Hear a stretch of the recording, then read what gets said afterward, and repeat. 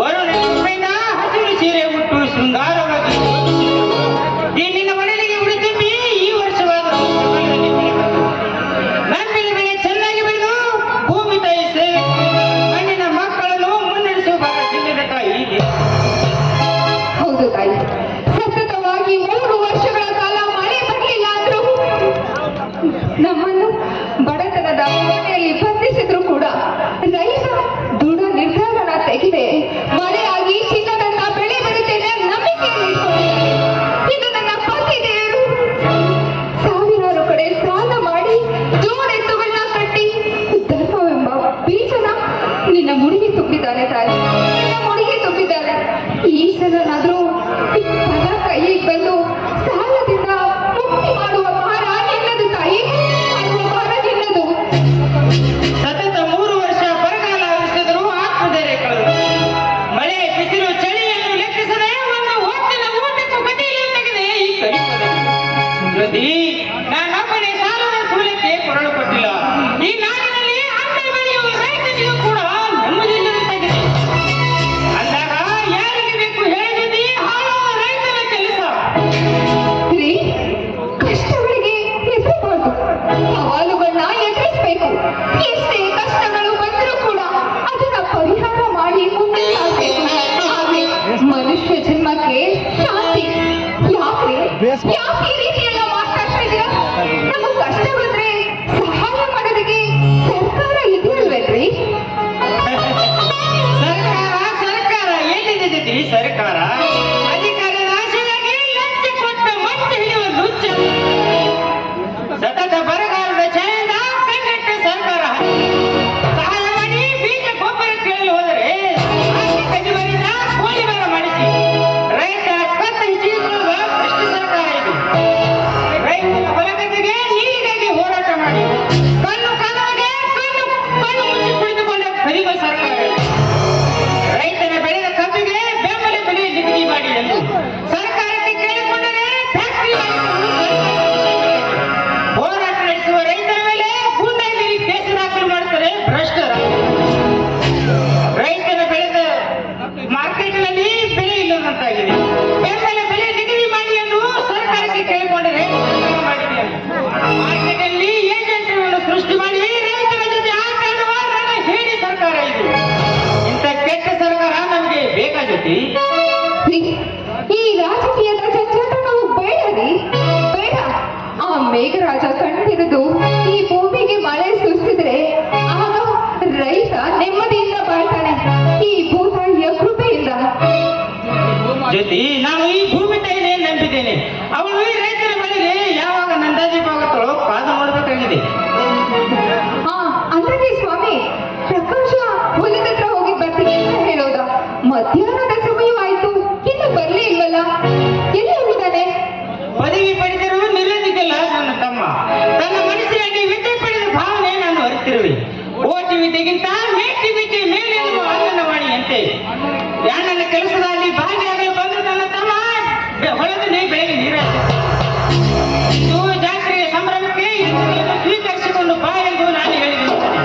ಸ್ವಲ್ಪ ಸಮಯದಲ್ಲಿ ಬರಬಹುದು ರೀತಿ ತುಂಡು ಮುಖವನ್ನು ಕಂಡು ನನ್ನ ಮನಸ್ಸು ಚಂಚಲವಾಯಿತು. ಈ ಇವತ್ತಿನ ಊಟ ಸಿರು ಸೀರೆಯಲ್ಲಿ ಸುಲಭಿಸುತ್ತಿರುವ ಶೃಂಗಾರವನ್ನು ಕಂಡು ಶ್ರೀಲೋಕದ ಶ್ರೀದೇವಿ ದರಿದ್ರದ ಮಹಿಳೆಗೆ ನನ್ನ ಕಣ್ಣು ತಾಕಿದಂತಾಗಿದೆ. ರೀ, ನಿಮ್ಮ ಹೋಗ್ಲಿಕ್ಕೆಲ್ಲ ಸಾಫ್ ಮಾಡಿ. ನಿಮ್ಮ ಮನಸಾಸೆ ನನಗೆ ಏನು ಅಂತ ಚೆನ್ನಾಗಿ ಗೊತ್ತಾಗಿದೆ. ಏನು ಕಲಿಗಳಾಗ್ಬಿಟ್ಟಿದ್ದೀರಲ್ಲ? ಹಾಗಾದ್ರೆ ಒಂದು ಸೊಗಸಾದ ಗೀತೆಯನ್ನು ಹಾಡೋಣ. ಹಾಗೆ ಸ್ವಾಮಿ.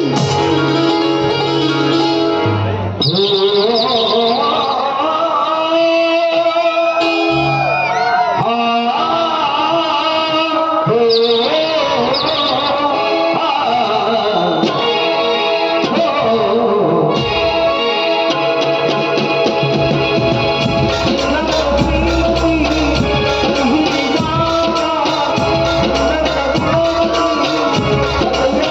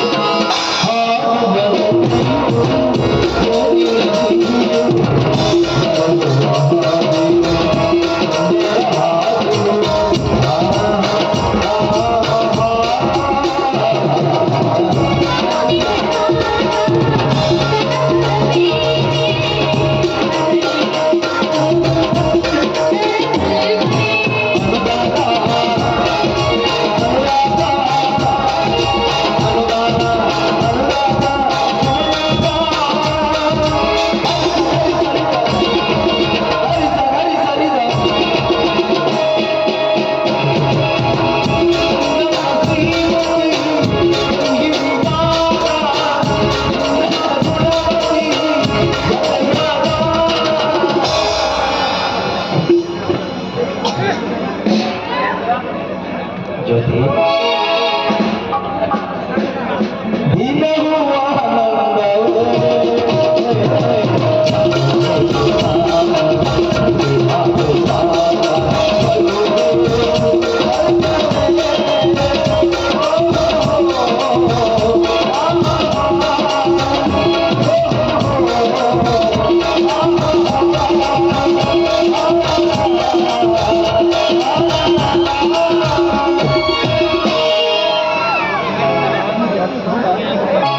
Yes, Laura.